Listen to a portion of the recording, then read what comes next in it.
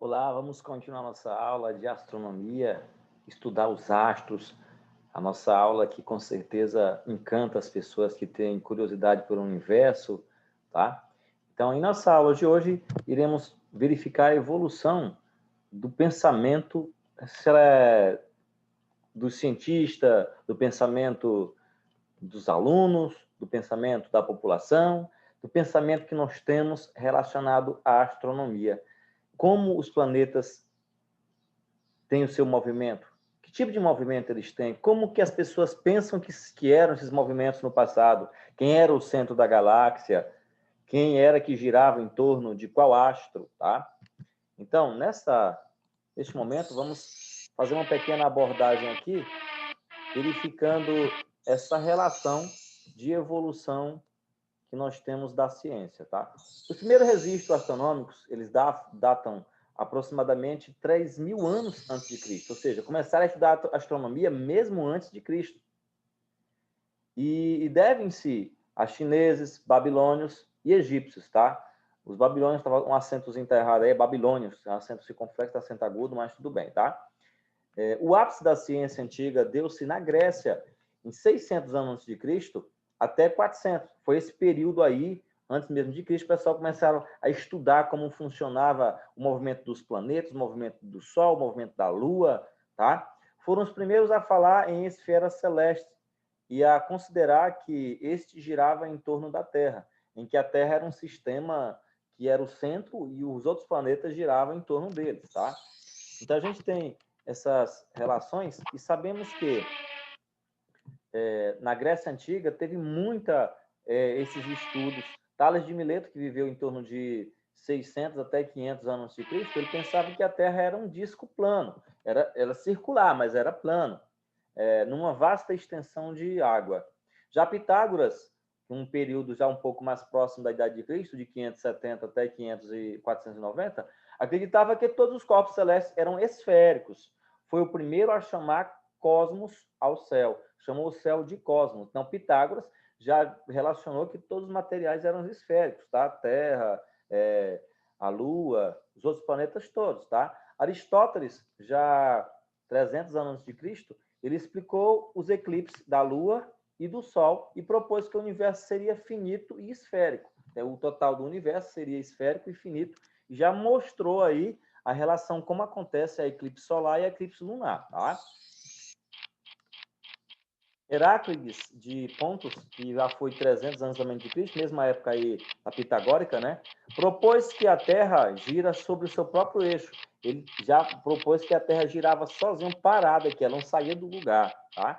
Já Aristarco de Samos, também já um período mais próximo da Idade de Cristo, foi o primeiro a propor que a Terra se move em volta do Sol, antecipando Copérnico em quase 2.000 anos. Então, essas teorias aí, eles evoluíram bastante essa relação que nós temos e já temos muita relação quanto ao nosso meio dessas informações astronômicas. Já Hiparco de Nícera, ele considerado o maior astrônomo da era pré-cristã, quer dizer, antes de Cristo, construiu um observatório na ilha de Rhodes, onde, com as suas observações, compilou um catálogo com a posição do céu e a magnitude de 850 estrelas, onde estava localizada cada uma das estrelas.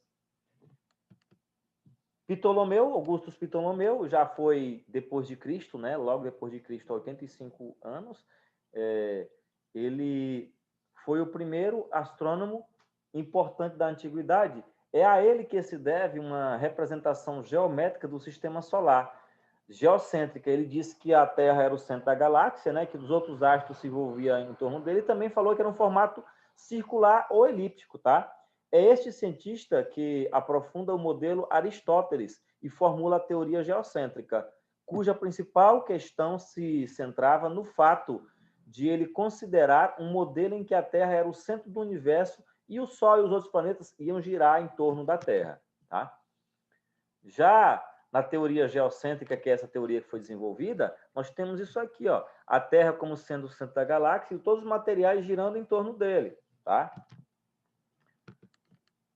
A mudança de pensamento científico, no contexto de mudança que se começou a verificar na sociedade no final do século XV, destacava-se o nome de Leonardo da Vinci, um dos maiores pensadores também da astronomia, que também foi pintor, que desempenha um grande papel fundamental, sendo considerado por muitos como o ponto de viragem de pensamento científico, onde a pessoa virou sua forma de pensar, mudou seu pensamento com relação a isso.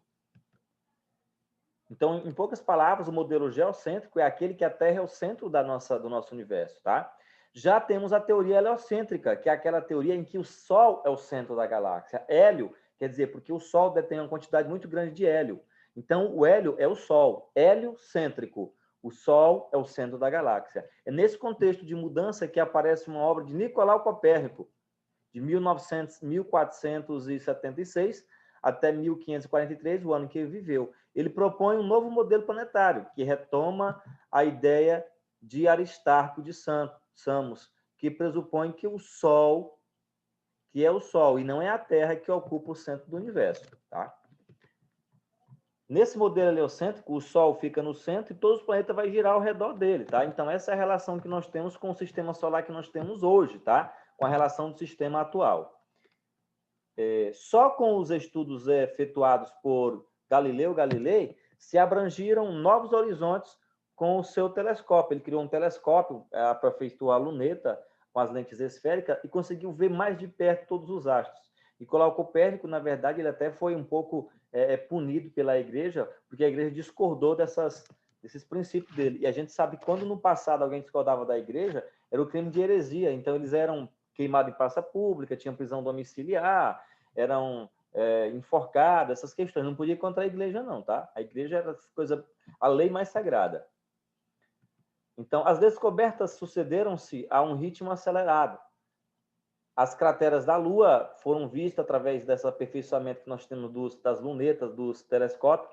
Os satélites de Júpiter, as manchas solares e as faces da Lua, de Vênus, tudo isso foi vista depois desse aperfeiçoamento de teorias científicas. Só nesta altura é que as teorias de Copérnico ganham um poderoso aliado, tá?